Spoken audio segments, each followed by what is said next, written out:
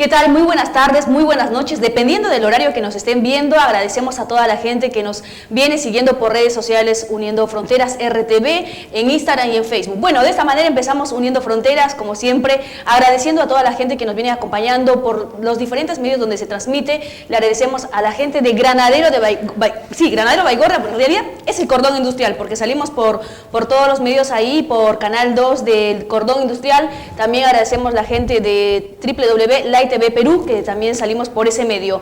Bueno, hoy tenemos muchos invitados, pero bueno, estuvimos justamente con el Bicentenario, con los 200 años, con nuestra independencia, y me gustaría invitarles a ver un video de Pedro Castillo, justamente la juramentación, que por ahí me estuvieron diciendo, Lina, por favor, no te olvides de pasar algo de Pedro Castillo. Bueno, con esto vamos a ir a una pausa.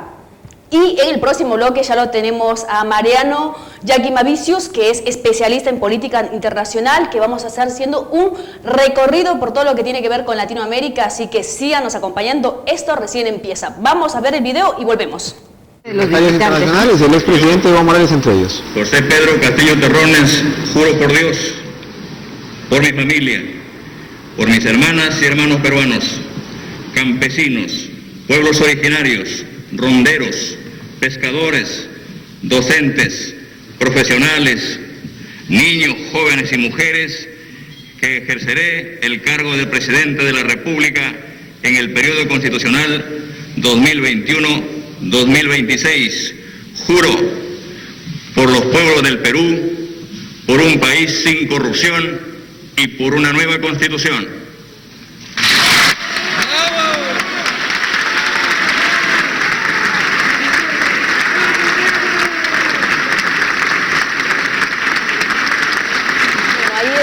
Estábamos escuchando la juramentación de Pedro Castillo, el actual presidente de Perú, en los 200 años, en el bicentenario de nuestro país. Así que bueno, para ello hemos invitado a un especialista para hablar de todo un poco, ¿no? Pero en especial centrándonos en esta fecha, así que lo vamos a presentar, se lo tenemos aquí con nosotros a Mariano Yaquimavicius.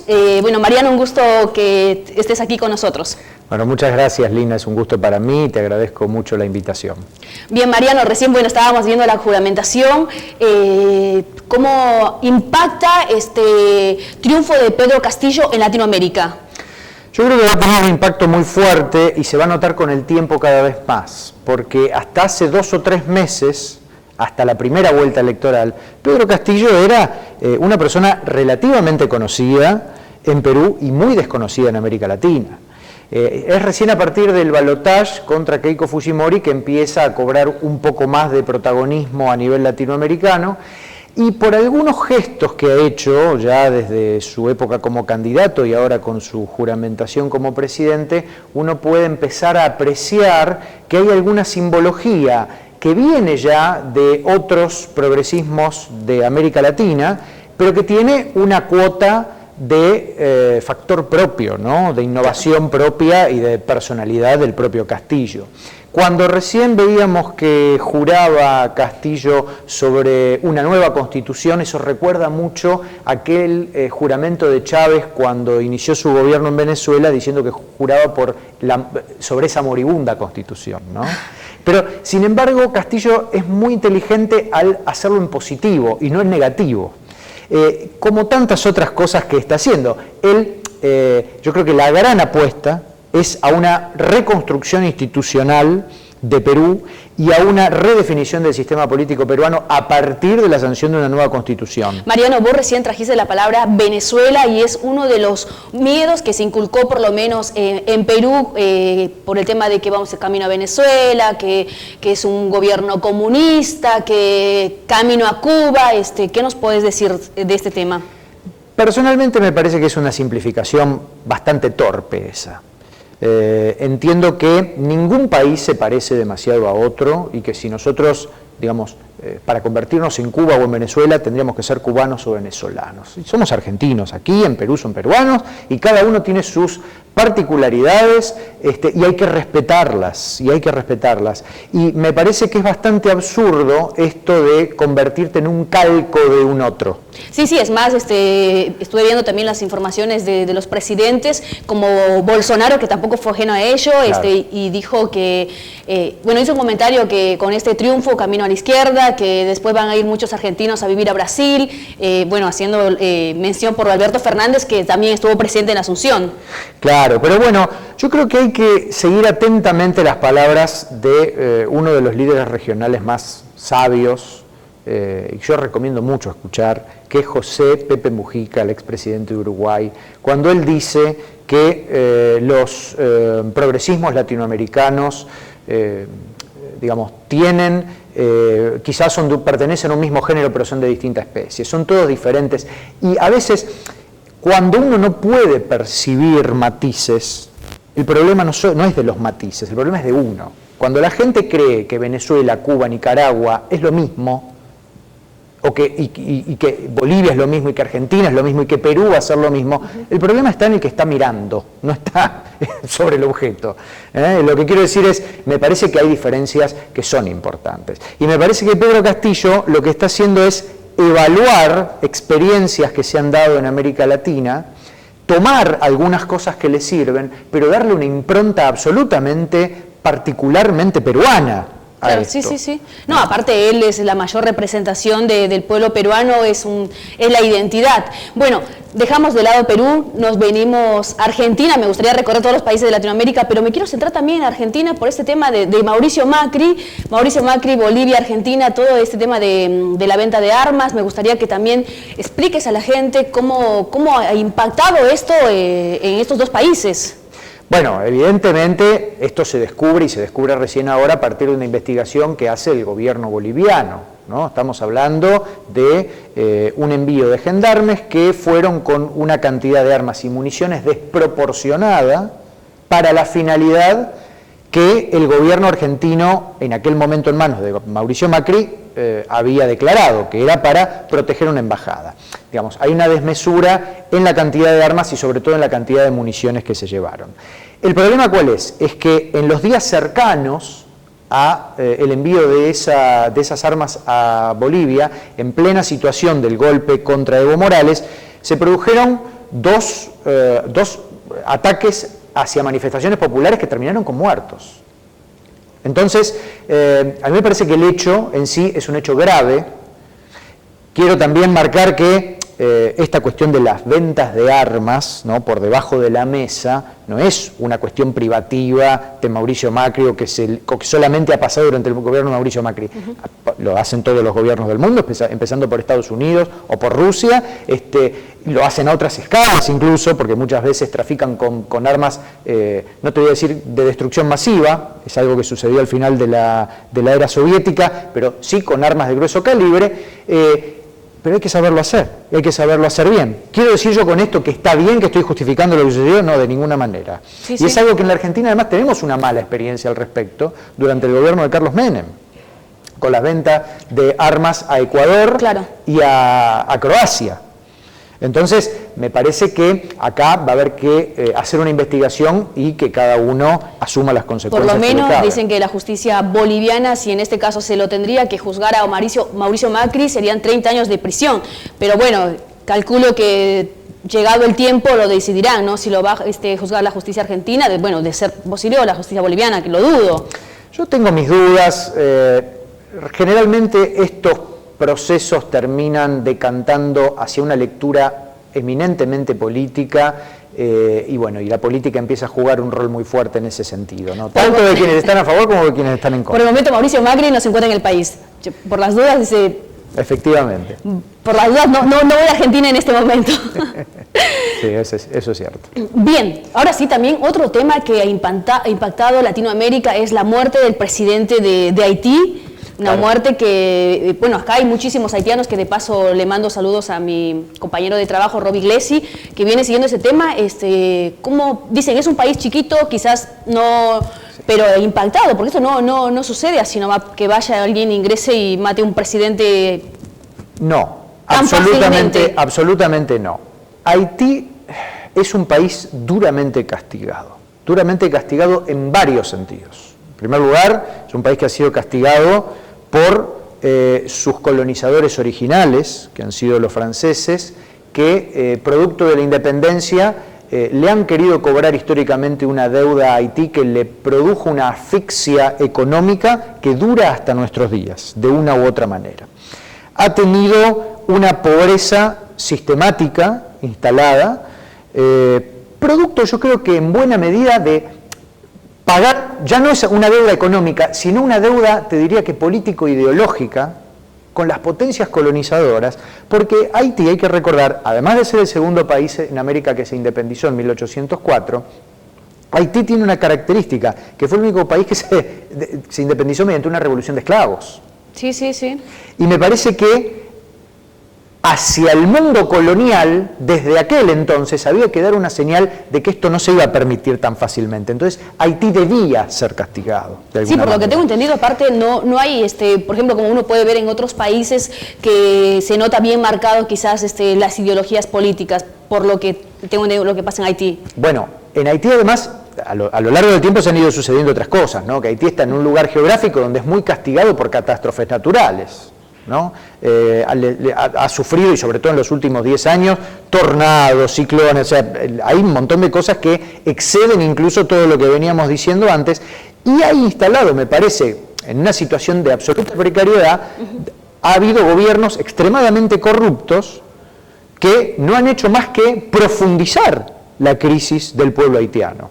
En todo este contexto es que se produce el asesinato del presidente con una maniobra muy particular, mediante sicarios, justo después de que el presidente hubiera destituido al primer ministro y decidiera su reemplazo.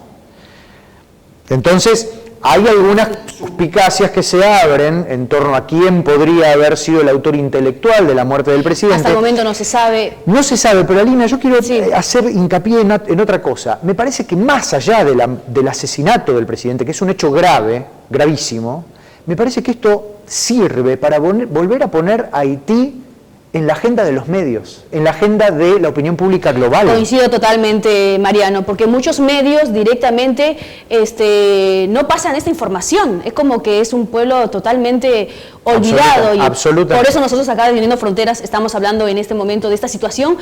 Mariano, nos queda poco tiempo, rapidísimo. ¿Cuál es tu mirada del gobierno? Bueno, o sea, volviendo nuevamente a Argentina, Alberto Fernández, ¿estás conforme cómo viene manejando la pandemia?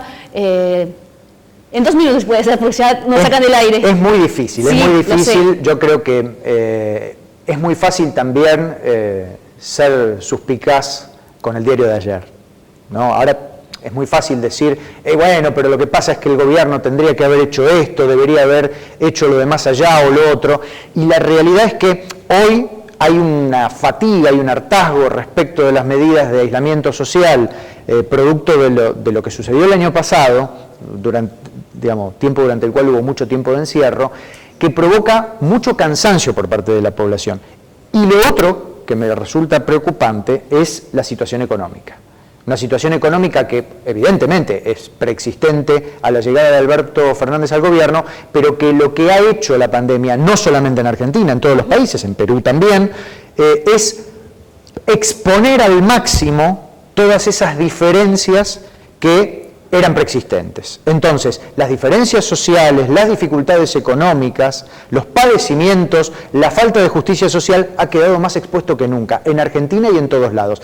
Y se va a terminar de ver con mayor claridad el día que la pandemia se haya dado por terminada. Que un poco la metáfora que yo elijo para pensar en esto es cuando termina la inundación, ¿no? Una vez que el agua se retira y quedan las paredes marcadas, quedan las cosas podridas, el olor, queda el fango en el fondo del piso. Se me pone la piel de la gallina de escucharte. Sí. Esto es lo que a mí me preocupa más que nada. No se lo atribuyo específicamente a Alberto Fernández, porque seguro, evidentemente le tocó ser el presidente de la pandemia, no lo eligió. Así es. Mariano, bueno, muchísimas gracias por estar con nosotros. Nos quedan muchos países para seguir analizando. No va a ser la primera vez. Seguramente te vamos a tener otras ocasiones. Bueno, ahora me gustaría que nos acompañes a compartir unas imágenes que tenemos del delegado de Migraciones. Estamos hablando de Matías Fernández, que viene haciendo un recorrido por el barrio, por los barrios rosarinos, por las problemáticas que están viviendo los inmigrantes. Por lo menos veo que es la segunda vez, digo, porque es el director de migraciones, el anterior que tuvo también fue muy activo con los migrantes, y en este caso también Matías Fernández, que viene ahí escuchando las necesidades que tiene cada uno. Es más, ahí que estamos viendo las imágenes, estuvo presente también él ahí en una actividad que se realizó aquí en la ciudad de Rosario, en el Centro Cultural Atlas. Él estuvo ahí presente dando unas palabras por el bicentenario de nuestro país. Y bueno, de paso también los voy a invitar a ver un video de esta actividad que se realizó aquí en la ciudad de Rosario, porque también hay peruanos aquí en la ciudad. ¿Sabías, Mariano? Pero por supuesto. Bueno, sí hizo una actividad acá en el Centro Cultural Atlas, así que le mandamos un saludo a Joel Delgado, a la comitiva de Pedro Castillo aquí en la ciudad de Rosario, que realizaron una actividad por esta fecha, así que les compartimos un video de este grupo Voces Tobas que la rompieron esta noche, así que les compartimos y volvemos con mucho más.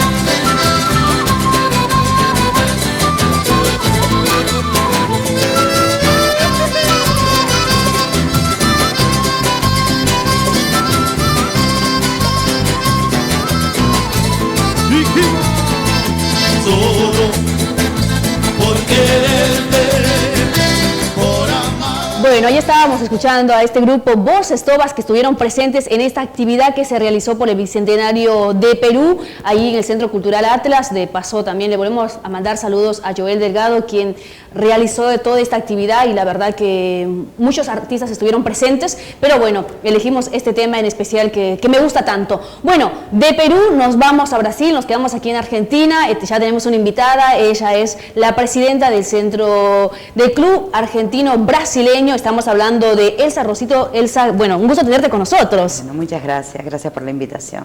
Elsa, tengo entendido que venís trabajando hace muchísimo tiempo con la colectividad, en este caso brasileña, así que me gustaría que nos cuentes un poco de tu trabajo, de cuándo empezó, cómo fue ese acercamiento al país brasileño. Bueno, el Club Argentino Brasileño tiene 36 años de vida, es un club muy joven. Yo comencé en el año 93, 94, como estudiante de portugués, y bueno, me fui quedando en el club por diferentes motivos. Comencé en comisión directiva, y bueno, en el año 2003, bajo una crisis institucional que hubo, fui electa presidenta, y desde aquella época sigo siendo electa presidenta. Bien, y siguen participando en la fiesta de colectividades, sí. Así que... Nosotros fuimos cofundadores de la Fiesta Nacional de Colectividades, y bueno, imagínate que el orgullo que es para nosotros y para nuestra colectividad. Sí, seguro has visto pasar diferentes colectividades que se han ido sumando, como en este año creo que tengo entendido que se sumó solamente Venezuela, que estábamos necesitando que también esté ahí presente, y es una de las últimas colectividades que se ha sumado a esta fiesta. Sí. Sí, la verdad que sí, es un honor para nosotros, y más los latinoamericanos, un país hermano que pueda sumarse a colectividades. Volviendo a Brasil, ¿qué es lo que más te gusta o qué es lo que más te llamó de Brasil? ¿El idioma, la comida? ¿Qué es lo que fue tu primer amor desde este país? La historia. Ah, la historia. La historia. La historia, el idioma, y bueno, y me fui quedando y me fui interiorizando cada vez más, y yo creo que, bueno, Brasil es un país enorme en su dimensión geográfica, pero enorme en su cultura, y su cultura me atrapó y ahí me quedé estudiando su cultura, su historia, y es el día de hoy que seguimos representando fielmente la cultura, porque nosotros somos representantes culturales oficiales del Brasil en Rosario y toda la provincia de Santa Fe. Así que bueno, siempre la cultura por delante y tratar de difundirla, transmitirla lo más fielmente posible.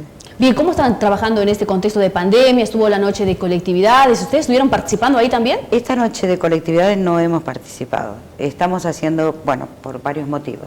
En el contexto de pandemia solamente hemos dado clases virtuales de idioma portugués. En el principio clases de danza, continuamos con algunas clases de danza, y bueno, en este momento estamos abocados a un programa que hemos salido seleccionados por el Ministerio de Cultura de la Nación como Puntos de Cultura. Entonces, ese programa de Puntos de Cultura es un programa gratuito para toda la comunidad que quiera saber, interiorizarse de la cultura y especialmente de las danzas brasileñas, de norte a sur. Todas las danzas, porque yo siempre digo, bueno, Brasil no es solamente carnaval, axé, Brasil tiene una idiosincrasia y un folclore muy rico de todas sus regiones. Y bueno, hemos tenido la suerte de ser seleccionados en Punto de Cultura, y en base a eso estamos mostrando cada una de las danzas del Brasil, y bueno, la verdad que bueno, a salón completo, con muchísima gente que lamentablemente no pudo ingresar porque... Bueno, por el tema de tema de pandemia. Igual ahora, viste, ya se va un poco volviendo a la normalidad. A la normalidad, viste, uno dice así, pero medianamente. A la normalidad. Ya me imagino que se van reinventando también para ir adaptándose a esa nueva normalidad. Y cuando comenzó la pandemia, yo recuerdo que, bueno, el club se abrió un día 13 de marzo, 14 de marzo, y a los 2 días tuvimos que cerrar por la pandemia. Parece mentira, ya pasaron 2 años. Sí, casi 2 años. Sí, bueno, y lo que no podíamos reflejar en lo que era siempre las actividades del club, que son danzas, idiomas, capoeira, percusión, todo lo que es cultura brasileña, nos abocamos a la ayuda de las personas más necesitadas y los que estaban pasando esta situación de pandemia de una manera muy vulnerable, ¿cierto? Entonces, ¿eso sería solamente con la comunidad brasileña o a nivel general? No, comenzamos con la comunidad brasileña porque empezamos a notar que, bueno, empezaron a hacer consultas para irse de la Argentina y bueno, empezaban a hacer todas esas inquietudes que se querían ir y bueno, y cómo se podía hacer, y bueno, estuvimos dando un aporte, ahí una ayuda, luego vimos que esa comunidad estaba necesitando de una contención, porque imaginaba yo que en un país que no es el tuyo, bajo pandemia, y no poder salir, y no saber qué hacer, y tus familiares en Brasil estaba mucho más peligroso que Argentina. Sí, sí. Entonces, bueno, aparte la mayoría de la colectividad brasileña son jóvenes, son muchos que vienen a estudiar y... Jóvenes estudiantes. Entonces decidimos darles un apoyo psicológico, un apoyo terapéutico, un apoyo alimenticio a quienes lo necesitaban, y eso se fue extendiendo hacia la comunidad rosarina también, porque, bueno, la necesidad es la necesidad sin fronteras. Es un círculo, empieza por un... Y sin fronteras. Así es. Bueno, es importante lo que nos estás contando, porque, como vos mismo decías, uno está acá y siempre necesita la contención, y qué bueno encontrar no solamente quizás del consulado, sino también que hayan otras instituciones que se preocupen por el bienestar, en este caso de la comunidad brasileña. Y con respecto, bueno, continuamos aún en esa asistencia. Sí. Y bueno, también en lo que el consulado nos ha requerido hemos estado, también, bueno, un estrecho vínculo con la Delegación de Migraciones de Rosario, tanto el anterior delegado como el actual delegado, que estaba viendo recién ahí las sí, imágenes. Matías Fernández, que sí, estuvo veo haciendo un recorrido. Sí, es una persona muy comprometida con la comunidad y bueno, la verdad que nosotros lo vivimos prácticamente a diario porque tiene esa empatía que no todo el mundo tiene con los migrantes. Así que bueno, le hemos llevado algunas inquietudes que está tratando también de resolverlo. Así que tenemos gran esperanza en el nuevo delegado de Migraciones. Esperemos que así sea. Sí será. Sí Elsa, será. Y aparte de ustedes, ¿hay otra institución también de comunidad brasilera o solamente hay una? No, que yo tenga conocimiento y hablaba con el cónsul, no, así con personería jurídica y tantos años de trayectoria, no, lamentablemente no. Quizás hay grupos así que se forman o que conforman dentro de la comunidad, pero bueno, con una institucionalidad detrás no creo que haya. Claro, porque como lo decíamos, la mayoría son jóvenes que están estudiando y no así como viste que las otras colectividades que ya son familias Pero hay una gran parte de la comunidad que está como estudiantes de medicina, de enfermería, pero hay una que ya se han quedado acá. Que se quedan acá, sí, y eso es reconfortante, porque viste que a veces la gente dice, vienen a estudiar, pero no. Sí, La comunidad misma puede dar fe que terminan sus estudios, se quedan aquí, forman su familia. Sí, al margen de ellos vienen a estudiar, pero también generan divisas porque esas personas vienen a estudiar, se les manda dinero, ese dinero se gasta en Argentina, se gasta en la granjita de al lado, se alquila alquileres, son muchísimas cosas. El consumo que hacen aquí también de todo lo diario, como nosotros. Pagan impuestos. Elsa, ¿dónde encontramos las redes sociales así para seguir el trabajo que vienen realizando? Bueno, estamos en Instagram, estamos en Facebook y las redes sociales están en la Prida 1336, que por el momento está cerrada hasta que reacomodemos nuevamente los horarios de clase. Elsa, muchas gracias por estar con nosotros. No, muchas gracias a ustedes. Llegó el momento de despedirnos, gracias por acompañarnos, será hasta la semana que viene. Chau, chau.